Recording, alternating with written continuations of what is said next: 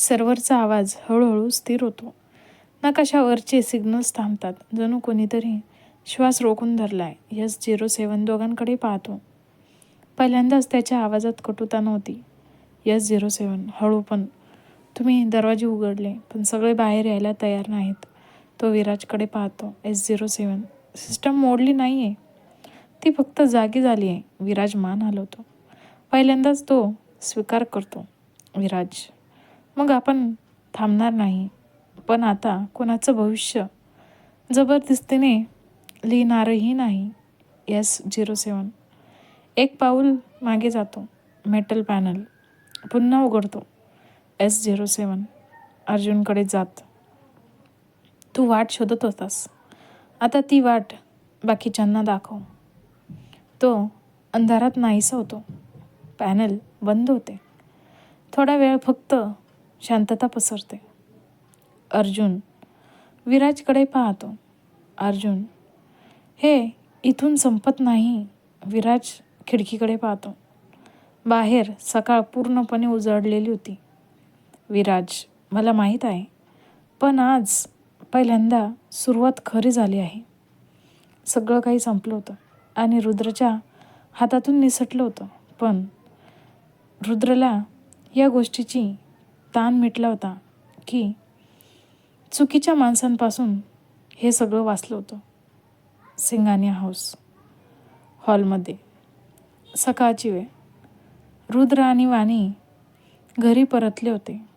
खिडकीतून कोवळा सूर्यप्रकाश आत येत होता. घरात शांतता होती. कालच्या वादळानंतरची. वाणी आणि रुद्र घरात शिरतात. दोघेही थकलेले, पण डोक्यावरचा ताण कमी झालेला होता. कोणतीही घाई नाही, कोणताही संवाद नाही, फक्त उपस्थिती. हॉलमध्ये रुद्रचे वडील सोफ्यावर बसलेले होते. समोर वर्तमानपत्र वाचत बसले होते.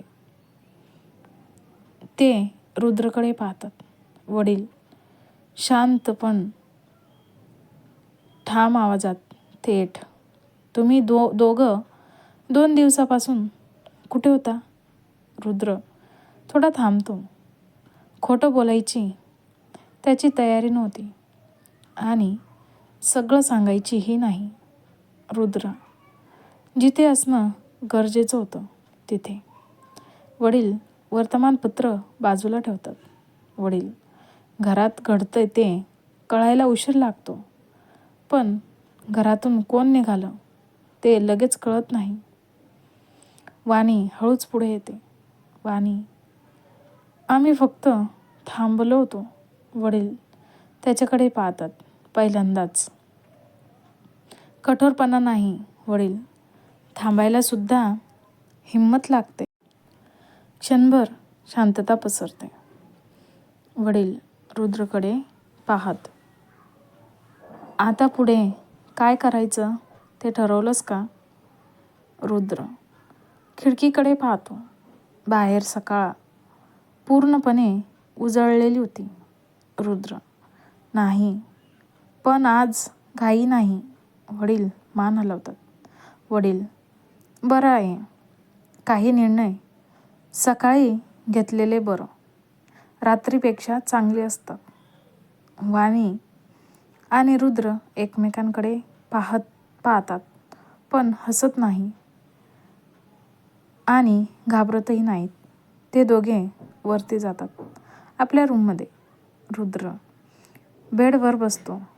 कोट, शूज बाजूला ठेवलेले. थकवा अजून अंगात होता. वाणी बाथरूमकडे जाते. थोड्या वेळाने बाथरूमचं दार उघडतं. वाणी बाहेर येते. रुद्र डोळे मिटून थोडा वेळ शांत बसलेला असतो.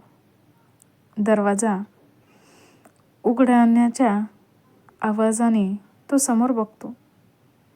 त्याला वाणी दिसते. तिचे केस ओले होते. केस खांद्यावर सैल सोडलेले. केसांतून पाण्याचे थेंब खाली टपकतायत. तिने एकदम साधा आणि हलका ड्रेस घातला होता.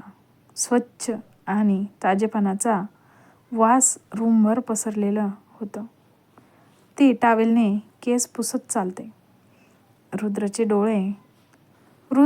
डोळे उघडतो. क्षणभर तो फक्त पाहतच राहतो. नजर हटवताच येत नव्हती.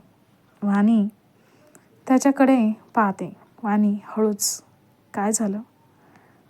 रुद्र उभं राहतो. हळूहळू तिच्या जवळ येतो. रुद्र, काही नाही, फक्त तू अशी दिसतेस. वाणी हलकंसं हसते. ती केस मागे सारते. केसांतून एक पाण्याचा थेंब तिच्या कपाळावर येतो. रुद्र न कळत हात पुढे करतो. त्या थेंबाजवळ थांबतो, पण हात लावत नाही. तो तिच्या अगदी जवळ उभा होता. दोघांमध्ये थोडंसं अंतर, पण श्वास एकमेकांना जाणवतो.